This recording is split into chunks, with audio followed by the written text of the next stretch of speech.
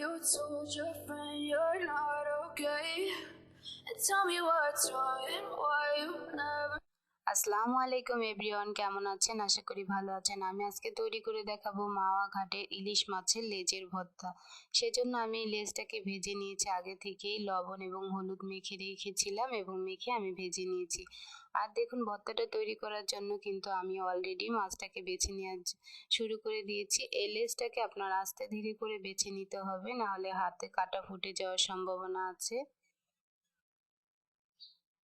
একটু সময় নিয়ে কিন্তু তৈরি করে নিতে পারেন মজাদার এই লেজের ভর্তাটি বাসায়।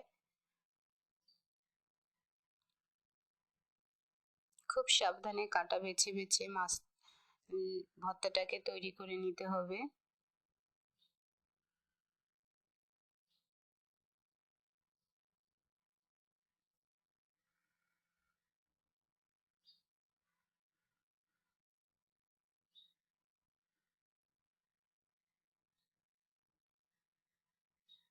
দেখুন, আমার লেজটা কিন্তু বাছা প্রায় শেষ হয়ে গিয়েছে।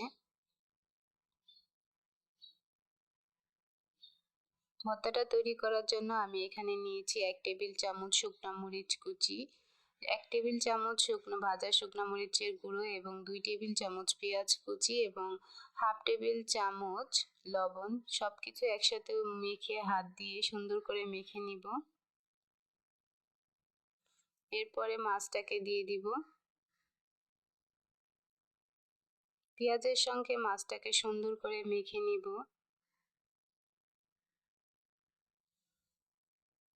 দিয়ে দিব 1 টেবিল চামচ সরিষার তেল।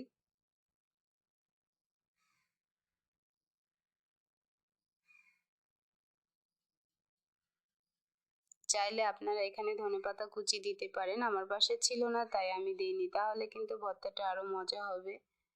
দেখুন, তৈরি হয়ে গেল মজাদার ইলিশ মাছের লেজের ভর্তা।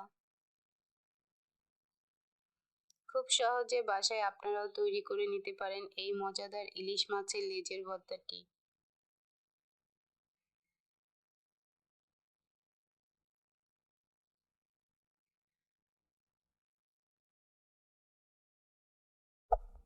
There. Subscribe to my channel. And also press this bell icon.